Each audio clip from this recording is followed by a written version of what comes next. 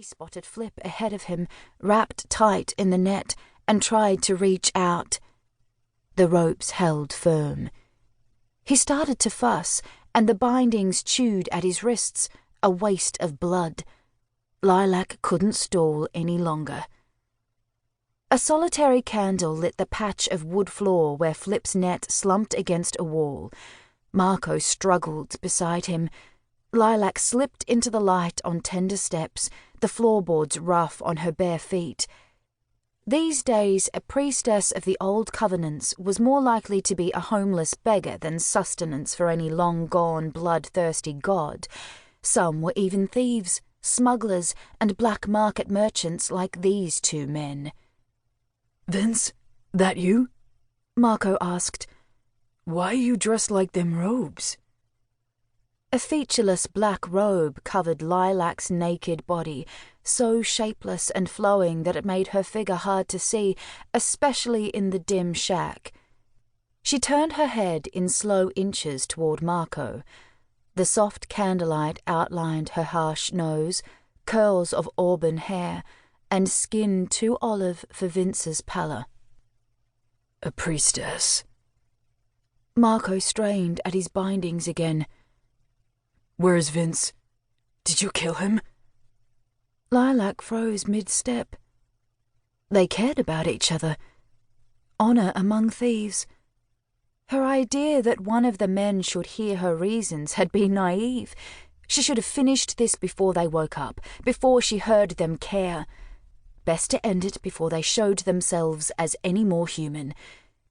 She breathed in the shack's sea stink and thought of the beach, and a sickness in the waves, and the reason she had to hurt these people today.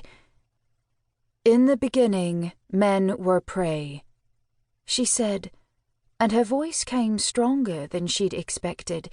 She was no stranger to the holy verses of Aig, and maybe her throat knew scripture enough to ignore her quaking muscles and jittery nerves. Was she really going through with this? "Can't you hear me?" Marco asked. "We scurried over small islands," Lilac went on. "Simple beasts without voice or thought, food for the glories of the seas, and those hungry seas surrounded us." She sidled toward Flip, his derby lying a few feet away. "But then came the blessing. The heavens opened, and the dawn gods descended on the world to save us." Marco kicked at the floor, and a growl tinged his voice. "You need to answer up, lady. Vince, Barton, where's he at?"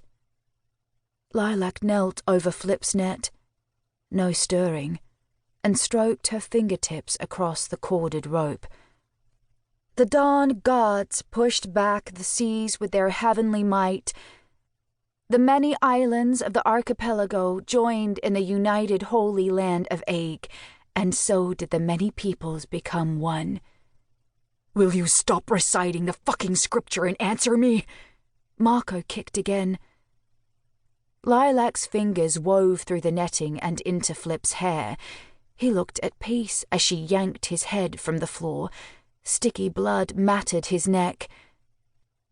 "Not content to merely preserve us in those dawn days, the dawn gods taught us to better ourselves, and so came the gifts, one from each of the seven. They taught us to build fire and grow food. They taught us to speak, heal, construct, create." Lilac's eyes at last slid toward Marco. "They taught us law." Marco shouted now. "Let him go! Vince is expecting us! Don't you understand?" "But we can't all learn law." Time was up. Either Lilac went through with it, or she surrendered to the end of everything. She shook her right arm, and a silvery dagger slid down her sleeve into her palm. Its blade curved into a sharp teardrop. "Gods," Marco whispered. "Wait 1 minute." Listening to him would be easy. Lilac could drop the sacrificial dagger, untie these men, and walk away. She could catch a bus to the coast and watch the frothing tide.